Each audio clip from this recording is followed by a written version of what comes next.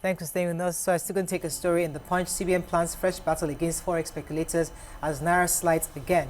So the governor of the Central Bank of Nigeria, Olayemi Cardoso, says that the Apex Bank remains resolute in its commitment to maintaining order in the current country's forex market, as identifying and eliminating bad actors whose activities undermine the stability of the naira.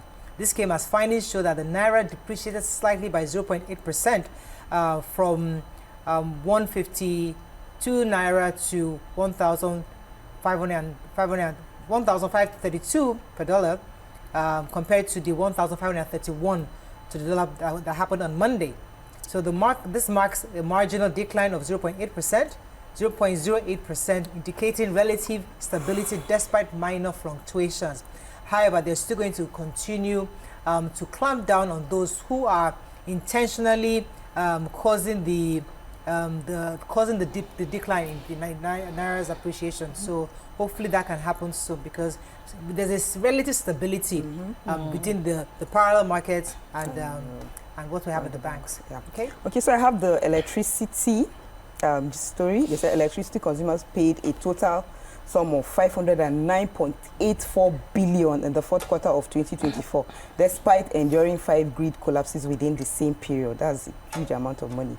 They said that the 509.84 billion generated by electricity distribution companies in the last 3 months of 2024 was higher than the 466.69 billion collected in the third quarter.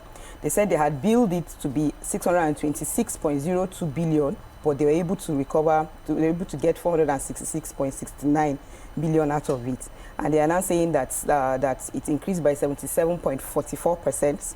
That's the collection rate. And then in the last quarter, it increased from 77.44 to 89.5%, which is very good.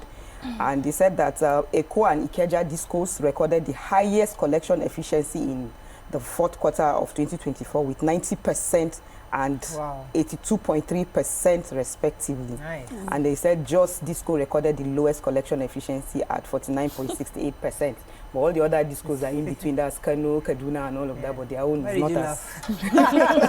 So we are more happening just. Moving on to Daily Sun.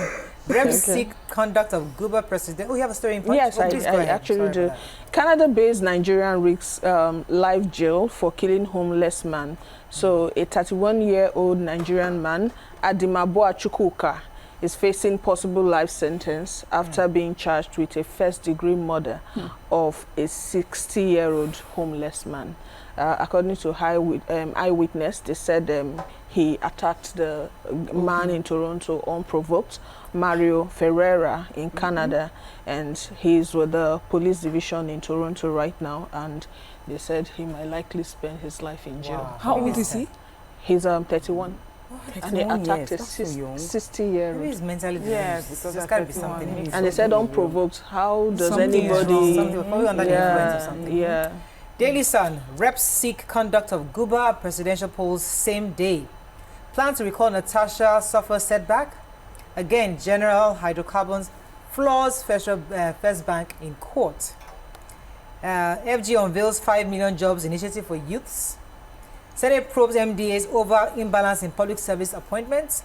Tinubu signs Southwest South-South Development Commission anti-doping bills into law. Rivers, reverse emergency rule or face strike, Labour threatens federal government. Okay. Which story taking? Minister of Youth Development, Ayodele Olaiwande, has announced that the federal government plans to create 5 million jobs for the youth.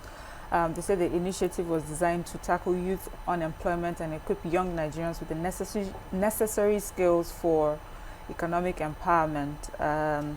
So it will be driven through the Nigerian Youth Academy, also called NIA.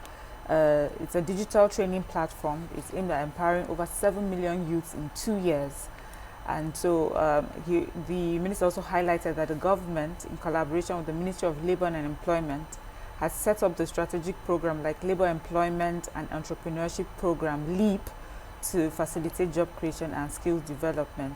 He said this initiative, not just a promise, it's a practical step towards ensuring that youth have access to sustainable employment opportunities.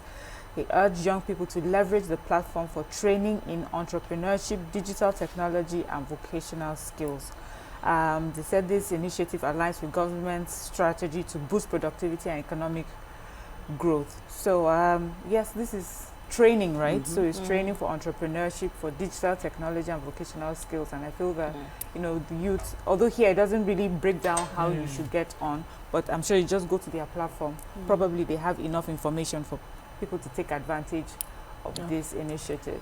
Okay, I have a story. So the president, Bola Ahmed Tinubu, has finally signed the Southwest Commission bill and the South-South Commission bill. This is adding to the other commission bill that was signed. So now all the regions now have a commission. The Senate President made an announcement on Tuesday. With the President's assent to the bill, all the 6 geopolitical zones now have dedicated development commission. Now, each of these commissions will be required or be expected to develop infrastructure across the regions, and this is particularly crucial because many of us have been clamoring for regional government. So this somewhat will set the tone for what it's going to look like, because if each of these commissions are empowered, then they are focusing on the region, how they can pull their strength together to create jobs, build infrastructure, and connecting each other. I even heard that Southwest will be having Southwest games. You know, these are kind of things you need to start having just to build up your various regions. So this, I think, is really important, and congratulations to the President for this bill. What I have here, the federal government has flagged off the construction of a 17.55-kilometer access road to the second Niger Bridge, the Phase 2A in Asaba. And it's going to be linking the South-South zone to the Southeast. And speaking at the ceremony, Minister of Works, David Umahi, he lauded the state government for its commitment to infrastructural development. And he emphasized that government is about improving lives of people, and also commended the Edo State Governor for the various projects going on, acknowledging the numerous ongoing projects, including the 3 major flyovers happening in Warri right now. Yeah. Okay, moving on now to Vanguard. Bid to bomb another pipeline in Rivers foiled. Failed democracy, presidency tackles Obi and others. Picture here, First Lady in Delta to present kits to midwives. What other story do we have? Suspension, judge hands of Natasha's case. Cites Akpabio's petition. Cecilia Ibru from hospital to prison. Again, General Hydrocarbons, limited flaws, First Bank in court. Boko Haram raids 2 military formations in Borno. Okay, which story are we starting with? Okay, so I have the story of this failed democracy by Obi. He said the presidency warned Mr. Peter Obi over his comments on the status of democracy in the country. He actually said democracy was collapsing under the government of the President Bola Tinubu. And he said this at the 60th party birthday colloquium of the former Deputy Speaker of the House of Representatives, that's Chief Emeka. He was present at the party, Mr. Obi, President Olusegun Obasanjo, former Sokoto State Governor Aminu Tambuwal, and the Catholic Bishop of Sokoto, Matthew Kuka. He said that he described it as that in 1999, it's just like when you lay the foundation, some people come and some people came and took it to the decking level, and then some people were trying to raise it to the first floor, and some people came and knocked everything down. That is the situation we are in right now. But the special advisor to the president, that's Bola Tinubu, Information and Strategy, said that Obi will not have been, that he was saying that Obi's claims are exaggerated and lacking logical foundation. He said that democracy in Nigeria has only grown stronger over the past 26 years. And if indeed democracy had indeed collapsed, Obi would not have been able to express his views so freely at the party. So he said that he now warned Obi against making statements that could mislead the public, urging him to exercise restraint and avoid what he described as playing to the gallery. So he says they are warning him. I have the story on the First Lady. So the wife of the President, Senator Oluremi Tinubu, on Tuesday distributed 10,000 professional kits, including scrubs and Crocs, to midwives in the South-South region. Speaking in Asaba, the capital of Delta State, during the distribution, Mrs. Tinubu emphasized the need for concerted efforts to improve the health sector in the country. The distribution followed similar efforts she has carried out in the North Central, Northwest geopolitical zones. She explained that this is part of the health program of the Renewed Hope Initiative. These kits are meant for the student midwives as part of the support for them. She also highlighted the initiative's plan to provide free sanitary pads to girls in rural areas as a means to combat school absenteeism during their periods.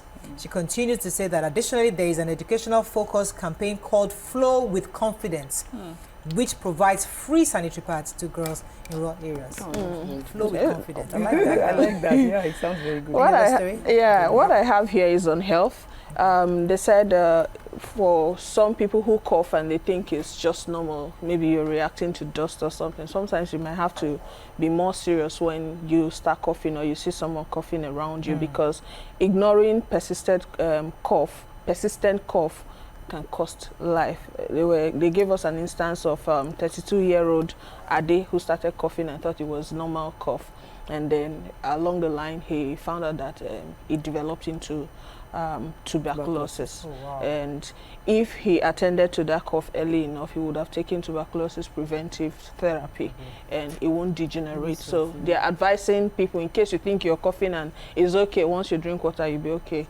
No, you can go and test, so you have the tuberculosis preventive We have to therapy. wrap up now. That's all we can take on Front Page Review. When we come back, we have our special feature for today. Stay with us. We'll be right back.